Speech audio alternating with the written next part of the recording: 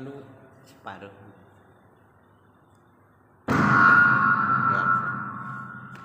Oh gitu rupanya.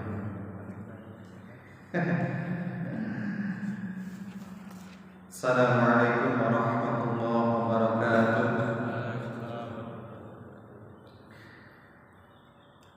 Innal hamdalillah wassalatu wassalamu ala rasulillah wa ala alihi wa sahbihi wa wala. La haula wala quwwata illa billah. Alhamdulillah kita bisa bertemu kembali di suasana yang sumuh apa yang sejuk ini. Sumuh ya, sudah mulai kemarau. Mudah-mudahan tidak ada yang ngantuk. 1, 2, 3, 4. Alhamdulillah kan. Yang putri tetapi dan yang putri semangat.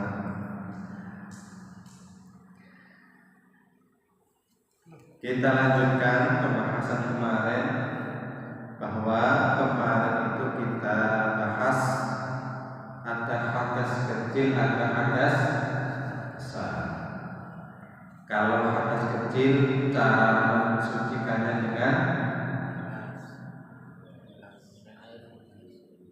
dengan berwudu. Kalau kita kentut, kalau kita pipis, itu berarti kita dalam kondisi hadas kecil. Berarti harus diulang lagi, kalau diulang lagi lupa. Hadas kecil itu gimana Bu? Kelihatannya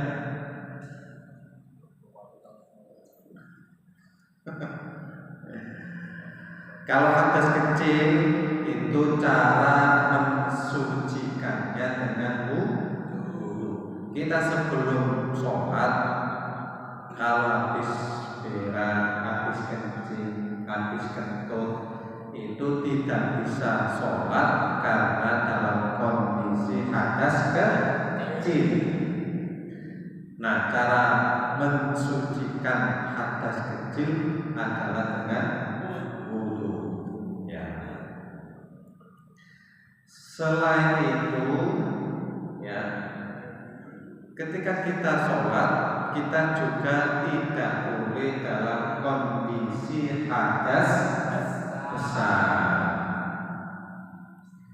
Kalau hadas besar, cara mensucikannya adalah dengan adus. Mandi besar, yaitu menyiram seluruh air ke badan kita, ke tubuh kita, mulai rambut sampai kaki. Nah, itu yang disebut dengan mandi besar, mandi wajib. Kapan kita kena hadas besar? Kemarin baru satu kita terangkan, yaitu saat kita mengeluarkan apa? Mani, sperma. Jadi kalau kalian mengeluarkan sperma atau mani, maka kalian dalam kondisi hadas besar. Orang boleh sholat sebelum mandi besar. Nah, tambahan kemarin saya sampaikan, tambahannya adalah bahwa laki-laki itu, ini yang putri juga bisa dijadikan ilmu nanti untuk calon suaminya,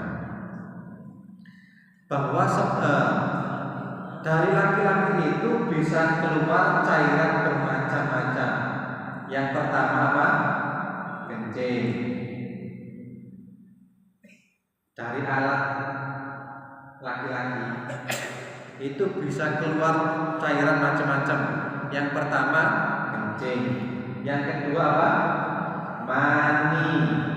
Kalau kencing itu najis. Ini tak ulang-ulang biar kalian tidak lupa. Soalnya ini wajib kalian tahu. Karena ini mesti dialami dalam kehidupan sehari-hari. Ya. Kencing itu najis. Kalau keluar kencing, hadas besar apa hadas kecil? Hadas kecil, oke. Yang kedua, mani. Dari alat kelamin laki-laki bisa keluar mani. Apa tandanya mani kemarin? Putih. Bau nyengat. Lengket. Terus apa lagi? Keluarnya rasanya enak, lego. Loh, ini ya. Lihat, kalau kalian ketika keluar dari alat kalian itu kok rasanya lego, warnanya putih, kental, lengket, nyengat, ambune koyok-koyok Baiklin. Ambune Baiklin, ngerti Baiklin kan? Nek gak tahu nyuci ya kan ngerti kan? Ya. Terus ketika dipegang kok lengket. Nah, itu namanya mani. Kalau mani yang keluar, maka kalian dalam kondisi hadas besar. Mani itu tidak najis. Diling-ling, mani tidak najis. Beda dengan kencing najis.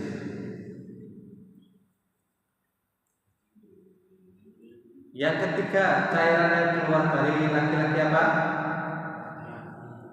Wadi. Wadi itu cairannya cairannya bening. Wadi. Biasanya wadi itu keluar dalam kondisi dingin banget atau habis kecapean. Biasanya keluar itu setelah keluarnya kencing. Jadi begitu kalian kencing, kok ujuk-ujuk ono cairan beda rasanya. Nah, itu namanya wadi. Wadi itu najis. Jadi karena najis, ketika wadi itu kena badan atau kena pakaian harus dicuci. Kalau mani kena pakaian itu boleh pakaian itu digunakan untuk apa? Sholat, karena mani itu tidak najis. Cairan yang terakhir yang bisa keluar dari anunya laki-laki adalah madi. Madi itu sama, cairannya bening ya, tidak berwarna. Keluarnya itu tidak terasa.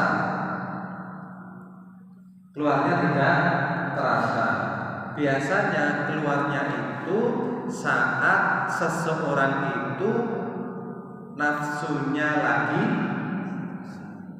memuncak. Nafsu umpamane yang laki-laki kok ada perempuan cantik umpamane, terus nafsunya kok melonjak-lonjak umpamane.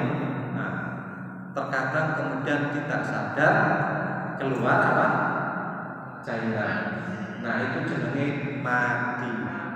Madi itu najis.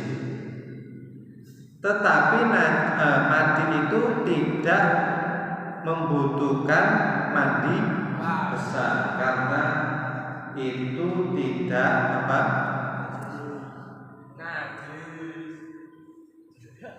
Najis, mandi itu najis. Mandi itu tidak hadas besar, hadas kecil. Jadi kalau orang keluar mandi itu tidak perlu mandi besar, tapi cukup alat kemaluannya itu dicuci dengan air. Ya. Itu aja sampai lali. Ini penting karena pasti kalian mengalami, pasti kalian mengalami. Jangan-jangan suatu ketika kalian keluar cairan bapaknya terus bingung. Mandi apa mani ya? Kok ujung-ujung tak simpaku terus ono cairan talis iki opo? Nah, boleh jadi seperti itu.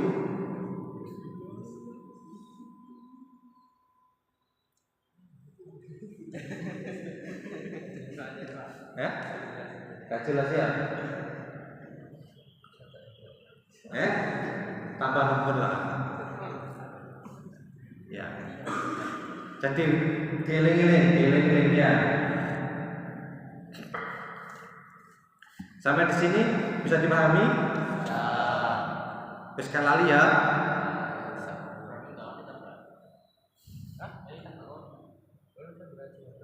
Nah ya. Oke. Jadi yang pertama yang bisa menyebabkan orang itu dalam kondisi hadas besar itu adalah keluar mani. Kalian sudah pernah merasakan keluarnya mani? Apa setiap hari?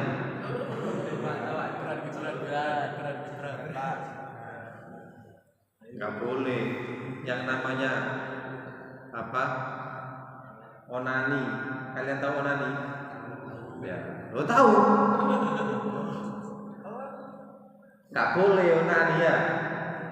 Gak boleh. Onani itu tidak boleh. Ya.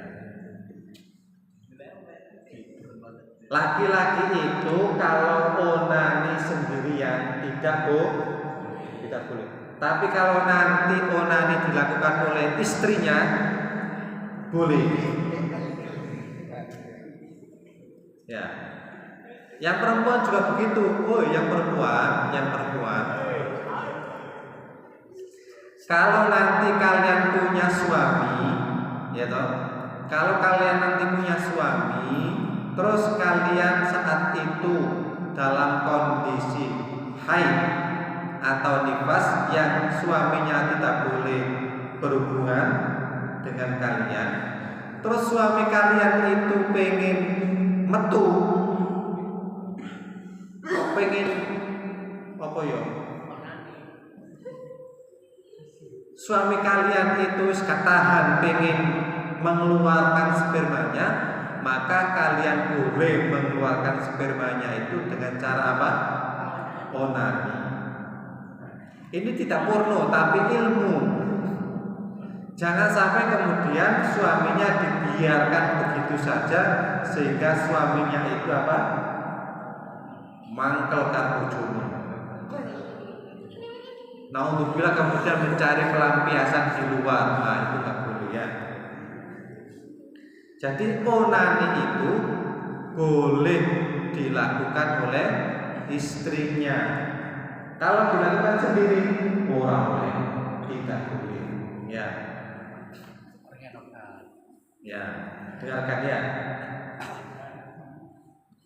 Gue udah gak ngerti onani kok. Oke, mulai ya.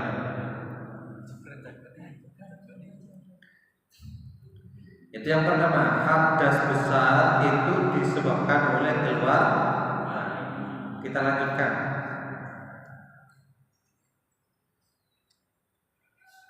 Idza asnabata bi khurujil mani, jika kalian mengeluarkan mani. Awil tiqaqil khitanaini, atau kalian berhubungan suami istri. Ya.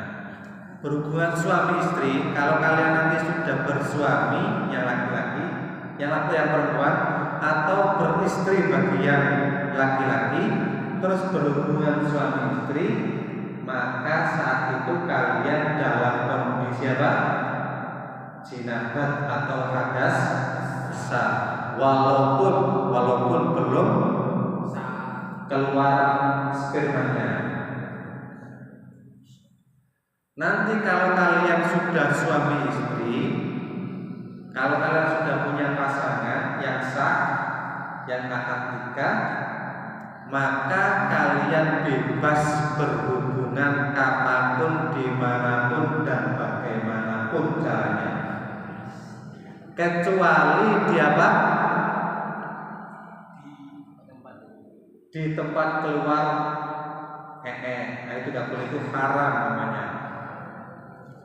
Tapi kalau kalian melakukan di tempat yang benar, dengan model apapun, dengan cara apapun, itu boleh. Ini saya tidak mengatakan porno, tapi ilmu, ya, karena kalian sudah besar, sudah balik. Nah, kemarin saya sampaikan, saya baleni lagi, terutama untuk yang masih baru,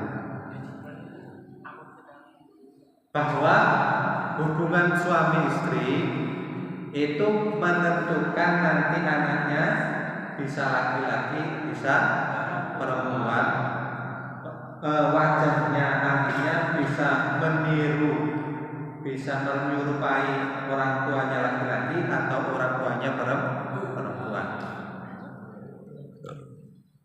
Hadis Rasulullah minta ala dimana pilih. Suatu ketika Rasulullah SAW itu ditanyai oleh seorang pendeta Yahudi. Rasul, wahai Muhammad, kata pendeta itu, bagaimana orang itu atau anak itu bisa menyerupai bapaknya atau ibunya? Ya, Rasulullah menjawab, jika sperma laki-laki itu keluar dulu, ya, jika sperma laki-laki keluar lebih dahulu daripada sperma perempuan, maka nanti wajahnya, rupanya anaknya itu mirip dengan laki-laki bapaknya. Lali berarti geleng-geleng.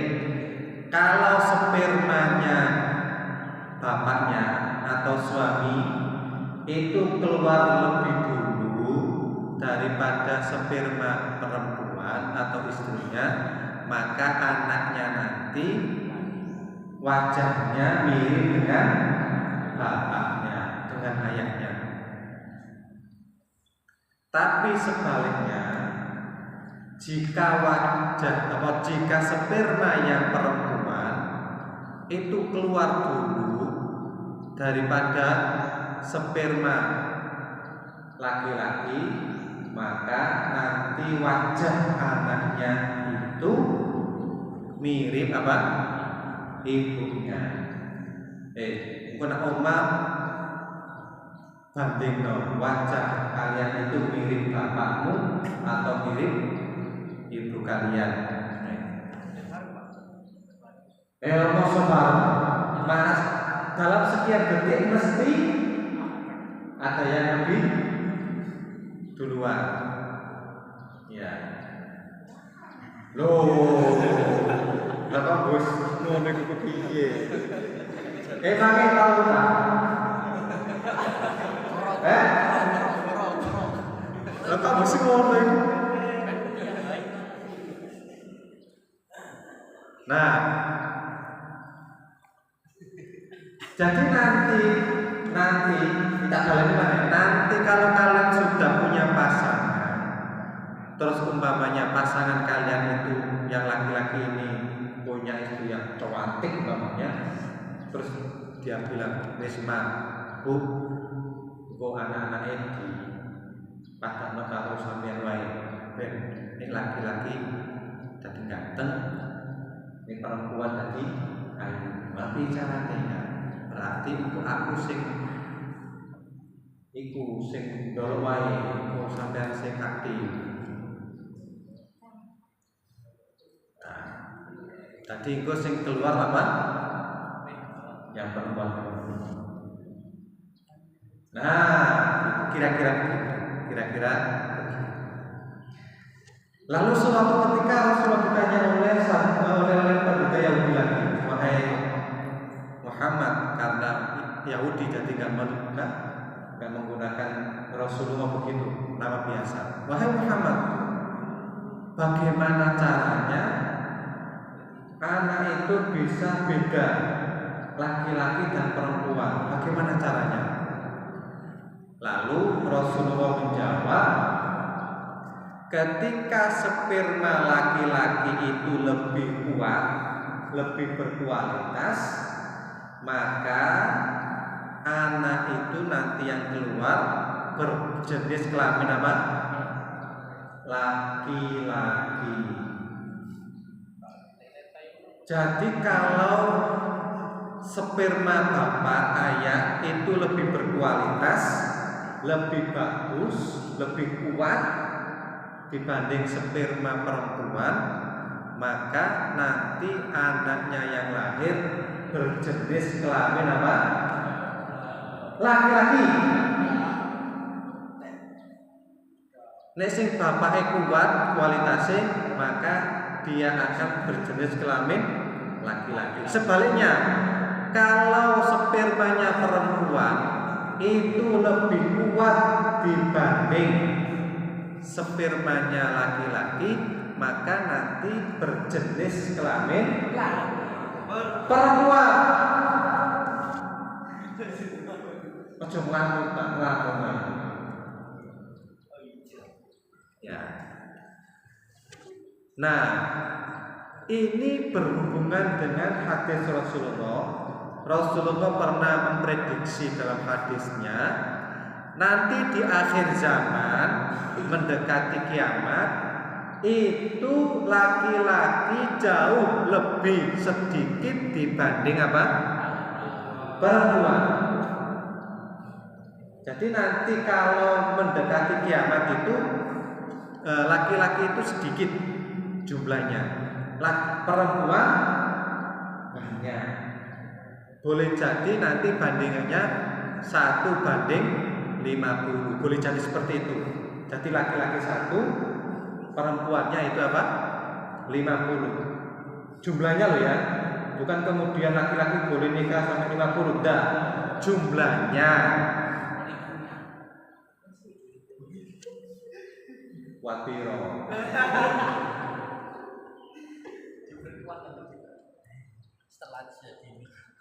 Nah, ternyata ketika diteliti, kenapa kok bisa seperti itu?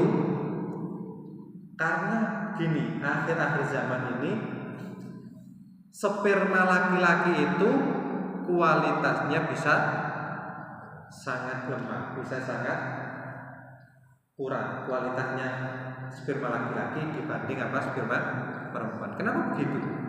Alasannya satu, laki-laki itu sering merokok dan rokok itu bisa mengurangi kualitas sperma. Maka laki-laki yang merokok boleh jadi kualitas spermanya kurang. Yang pertama. Yang kedua, laki-laki sering kena stres. Loh, nggak punya uang, stres. Pergi ke pekerjaannya stres. Naik sepeda ruwet di dalam stres. Banyak permasalahan stres. Nah, stres itu bisa mengurangi kualitas apa? Sperma. Nah, itu kalau berhubungan dengan istrinya, maka sperma istrinya jauh lebih kualitas dibanding sperma laki-laki. Nah, kalau sudah seperti itu, nanti anaknya bisa Yang ketiga, laki-laki sekarang banyak menggunakan celana yang ketat, terutama celana apa? Jeans. Nah, saya pernah membaca artikel di internet itu bahwa celana yang ketat atau bisa menggunakan apa? Sempak yang terlalu ketat itu bisa mengurangi kualitas sperma karena hawanya di dalam apa celana itu panas, sumuk, begitu, maka sumuk panas ongkep itulah yang membuat kualitas sperma semakin apa? Melemah. Nah, faktor-faktor inilah yang menyebabkan kenapa laki-laki akhir zaman itu semakin apa? Sedikit. Dihubungkan dengan hadis Rasulullah bahwa ketika kualitas sperma laki-laki itu lebih rendah dibanding perempuan, maka nanti anaknya akan menjadi anak apa? Berjenis kelamin perempuan. Nah, ini ilmu nanti bisa kalian terapkan ketika kalian sudah punya pasangan.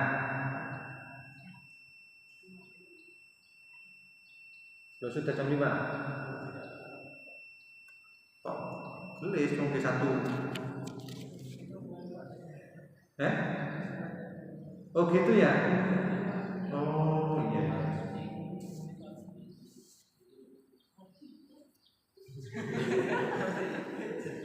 Kok semangat banget sih bahas ini?